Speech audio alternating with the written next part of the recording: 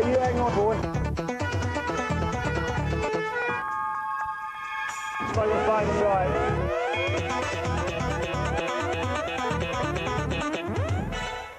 I remember seeing what looked like 10 ton of metal heading for me.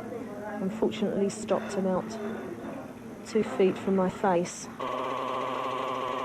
I felt like I was being sucked into the carriage behind me, and all the luggage rails and everything came towards my face, and I just bent over, and there was a loud crash. Everything seemed to be chaotic, and next minute I knew that I was just being pinned up between two seats, together with 2 other chaps. Both of us actually crushed by our legs. The commuters were going past, and I was screaming at that point, look, you know, can someone come in and try and lever this weight off me? But they leaned in and just said, look, the fire brigade are coming, you know, just hold on, just hold on. January the 8th, 1991, Cannon Street Station. Train run into buffers. 5 persons confirmed trapped. Unknown amount of persons injured. Make ETs 2. Off 2 at 1 over.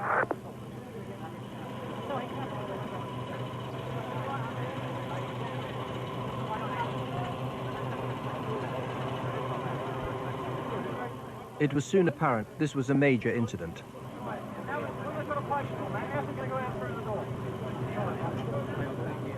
"12 doctors, 60 firefighters and 100 ambulance personnel were called out.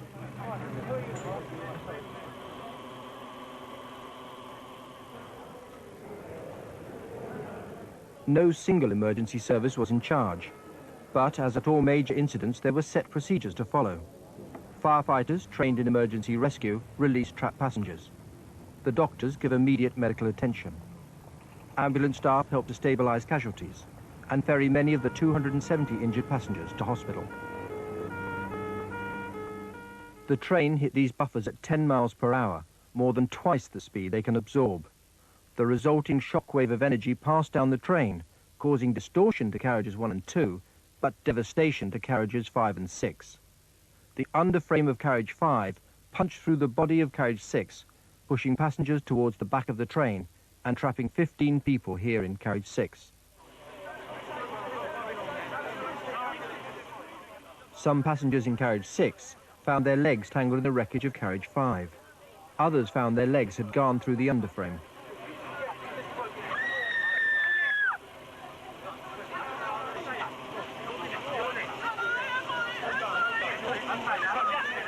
Under the train, firefighters were jacking up metal, millimetre by millimetre.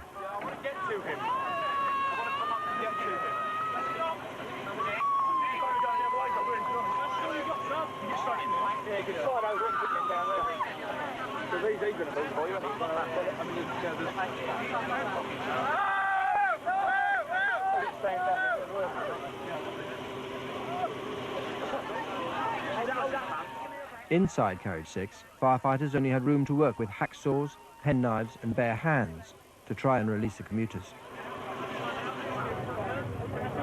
Well, the scene to the untrained, I suppose, comes across as total chaos because there's so much going on. You can hardly get on the platform. You couldn't get on the train, but for literally forcing yourself on.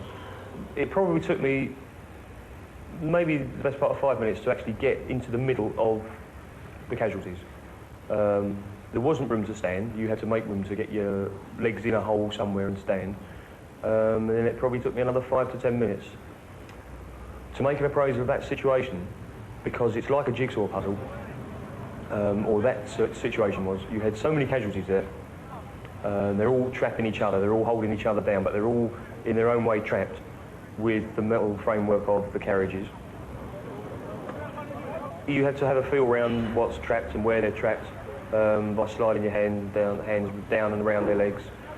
Trying to actually make a visual check, which is of course very difficult, because there wasn't room to stand, let alone get down and leg on the floor. In carriage 6, 15 passengers were jammed together in a space 8.5 feet by 4 feet and trapped by twisted metal. Helen Croxford was in the middle. Matt Roberts and Stephen Haynes were on the platform side. The side of carriage 6 was cut out to make space for the emergency services. Stephen Haynes, his legs trapped, was held up by a construction manager from a nearby building site. The manager also supported Matt Roberts while firefighters searched under the train for ways of forcing apart the metal wreckage. They were trying to jack the train up and the debris of the two carriages to bring them apart in some way. The problem was that every time they moved something, it hurt someone somewhere, and they'd have to stop. And that went on a long time like that. It was getting very frustrating because if they managed to move something and I felt pressure come off my knees and I was thinking, oh good, I'll be out in a minute, someone else to my left or what have you would be screaming saying it's hurting their legs, it puts pressure on.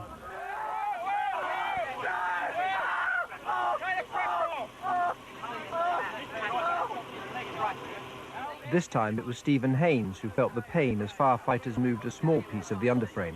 I was actually trapped for around about 3 hours. The actual surgeons here have actually stated that up to around about 4 hours, the actual muscle tissue starts to die off, which mean you may actually lose a limb, or you may have obviously severe disabilities in those limbs in future life. So obviously they realise these problems, and they realise that they have the time isn't on their side, that they've got to work quickly. It was very hot in there. I'd had my tie removed and my shirt was unbuttoned down to my waist and my coat had been pulled off the left shoulder. And we were all asking for drinks of water. And they were very sparing with the water for the obvious reason that they don't know if you're going to have to undergo any sort of surgery. So they make sure you just have a very small drink. And I told them a few times to hurry up, in strong terms, because I was very worried about my legs, because by which time I couldn't feel them anymore, which in one way was a blessing, because I couldn't feel the pain below my knees, but in the other way, one of the last sensations I'd had was that I was bleeding, and I didn't know if I was losing a lot of blood, and presumably my circulation had been cut off, and that's why I couldn't feel them, and I didn't know how long I could be like that without permanent damage being done. I was a little bit wary about them giving me anything, either intravenously or with a mask, because one feeling was I just wanted to pass out and wake up and find myself in hospital and it would all be over. But then I was frightened that if I wasn't conscious, what they might do to my legs to get me out.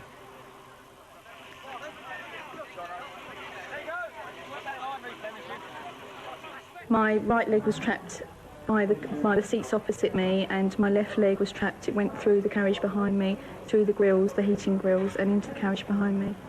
I saw the fireman look to a fireman behind me, and he gave him a funny glare, you know, as if there was something like quite wrong with my leg.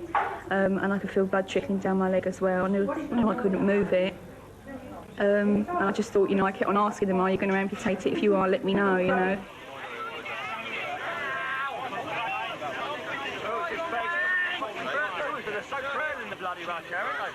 I thought, because, you know, I watched London's Burning, and I thought, you know, they did it on there, and they amputated the girl's leg on there, that they were going to do it here, because, I mean, it looked like it was exactly the same sort of situation. So they said that one of the firemen said to me, look, I'm not an actor, I'm a fireman.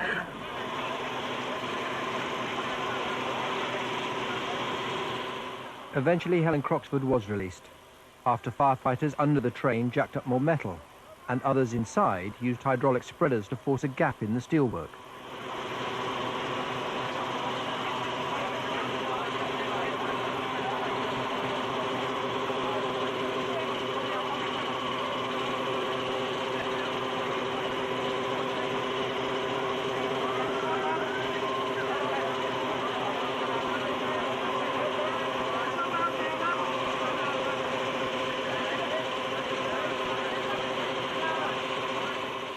But the firefighter Helen remembers most clearly is the one who finally lifted her free.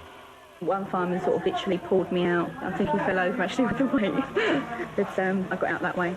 He came in to see me last week. His name's Mick Batchelor, and he's from Euston. You know, and I'm really grateful to him. Sorry.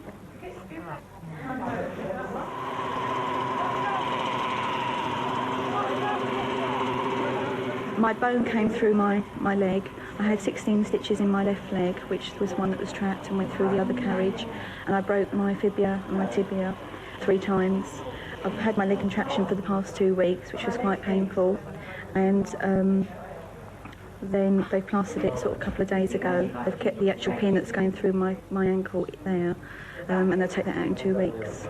I had the plaster on for about 6 to 8 weeks, maybe longer. She's now been told her leg will be in plaster for at least 3 more months. Once Helen was out, firefighters slowly eased the wreckage away from Stephen Haynes's legs. I was actually gassed towards the end, but I believe they actually lowered the seat that I was, my back was against, and gently lowered it and pivoted it out. That's as much as I actually remember. Besides, under the gas, I felt a very large yank on my leg of throbbing pain, which then subsided quickly, and then I was free. I was out. My words to the actual ambulance man was, so I was a pretty keen sportsman. The first thing I just said to him, I said, I want you to be honest with me, have I got both my legs? And he looked at me and said, of course you've got both your legs. And I just cried. And I was just so relieved and so joyous. Stephen has largely recovered from his injuries.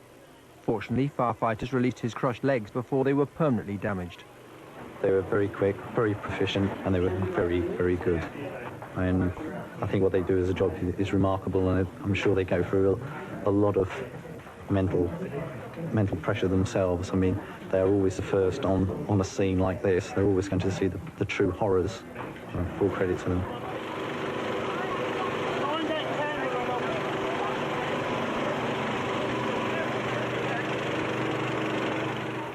Now the firefighters had room to free Matt Roberts.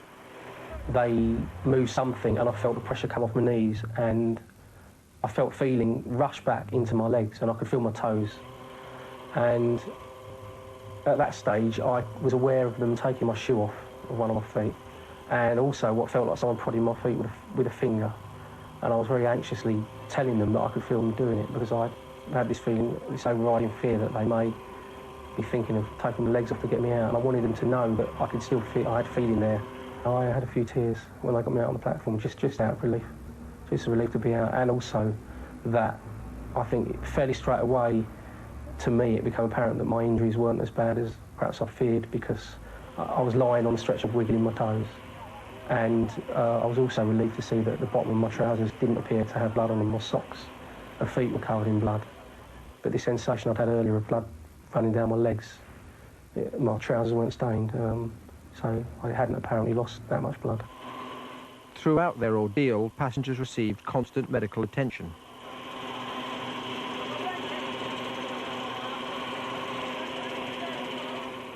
The most seriously trapped passenger was Paul Chaplin, at the front right of compartment 6. Paul was slumped forward over the folded metal wall of carriage 5, his broken and crushed arm entangled in a door frame. The fireman who was with me was Mick Batchelor. He was all crunched over all the time I stood with me. I don't think I actually realised how small a space I was in. And you got to know Mick Batchelor quite well, did you, in those few hours? He was the guy who held on to my hand. He basically said, look, just keep squeezing my hand, let me know you're still conscious every so often. I felt then that, that's it. So I just tried to just turn off and try to keep just like on a tick over. The way he was laying over the back of the seat with his arm in sort of a Z position, trapped underneath side of the carriage door, it looked like. But basically what we did was to lift, cut, spread, just to get as much relief off the guy's arm as possible, because obviously he was in a lot of pain. He was, for want of a better word, a very brave man. I mean, because there was people there with far less injuries, was making a lot more bloody noise than him, and he was a very, very brave man, and I admire him for what he done, because I would not like to be in that situation myself. Paul had now been trapped for over 3 hours.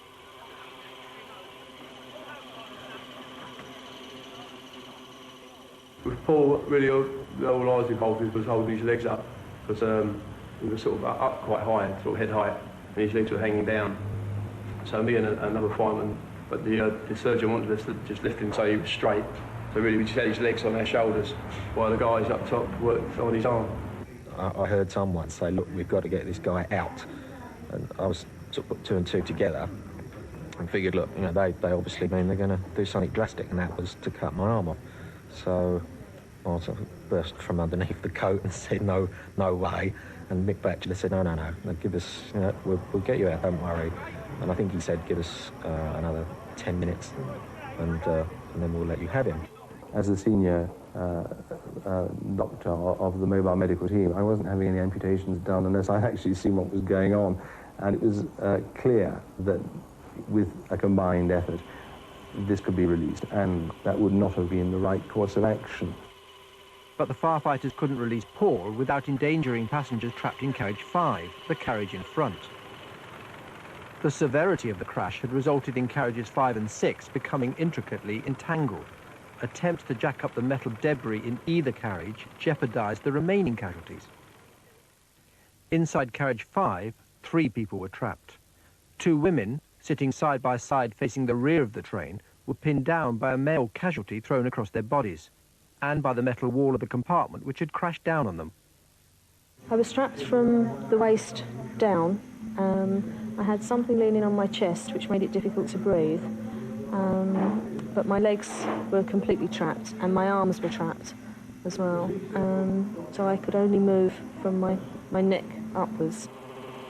Our 2 girls that were under a bulkhead, but on top of the bulkhead, of course, we had other people trapped in the carriage behind. So clearly what had to be done was, it wasn't just a matter of lifting up on our side, otherwise the people on top would have suffered, and vice versa. It wasn't a matter of spreading on top, because every time anything moved on top, our girls were actually feeling that as well. So there was a very complex situation which had to be worked out, and that requires thought as well as just activity. The fire service was superb in the way that they were able to lift in a controlled fashion and take down the side of the train in a controlled fashion, and then jack up bit by bit and block up the piece of carriage.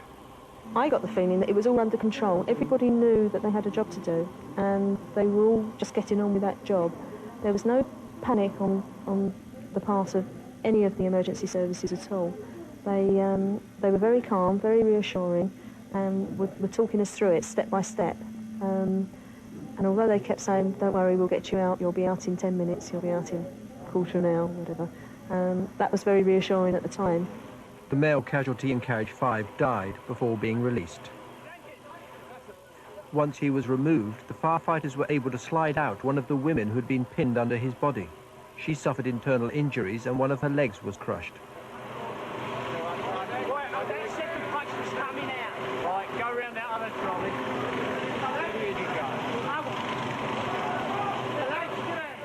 Only Janet McGonigal was now left in carriage 5. And I remember the seat being lowered down and being pulled out forcefully from the shoulders, put on a stretcher and carried across the compartment.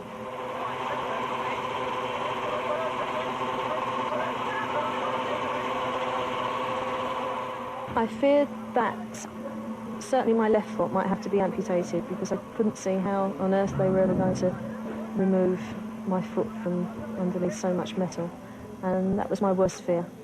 And even when they released me, I asked one of the crew, did I still have my left foot, because I couldn't feel anything, and I wondered whether it was still there, and one of them said, yes, you've definitely got 10 toes. Janet still walks with a limp 6 months after the accident. With all the passengers removed from carriage 5, the firefighters were able to wrench away the debris which trapped the last and most seriously injured casualty, Paul Chaplin.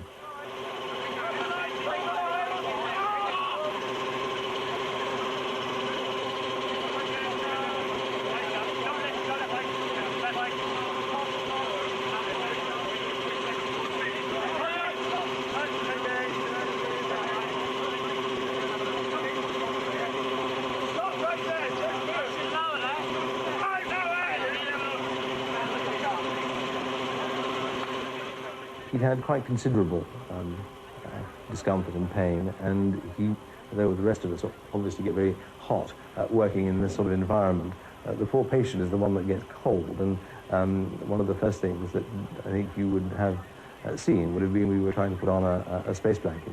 But as well as that, it was important also to restore the straightness of his arm and establish a pulse again, and indeed that happened immediately. I was eased down onto this bogie, like a small train affair.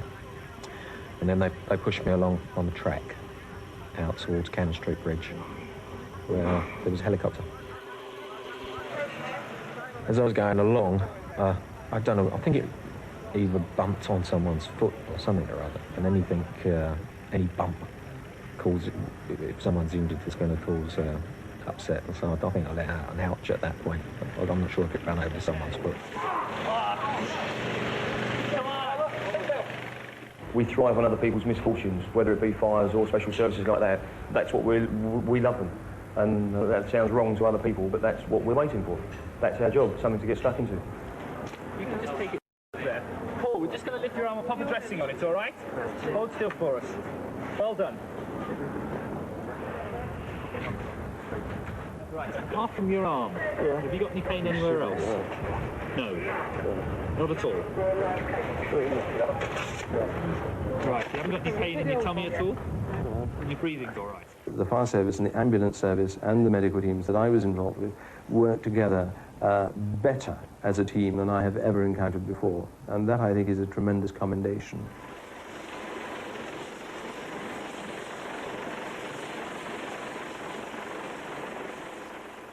All the doctors are very positive about it. They're telling me that once the swelling goes down, I'll start to get more movement in the fingers and arm.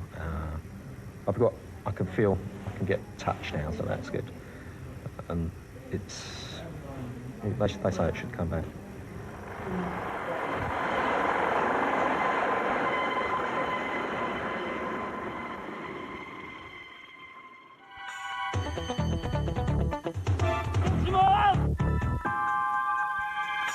You hang on, boy. Stay with fine side.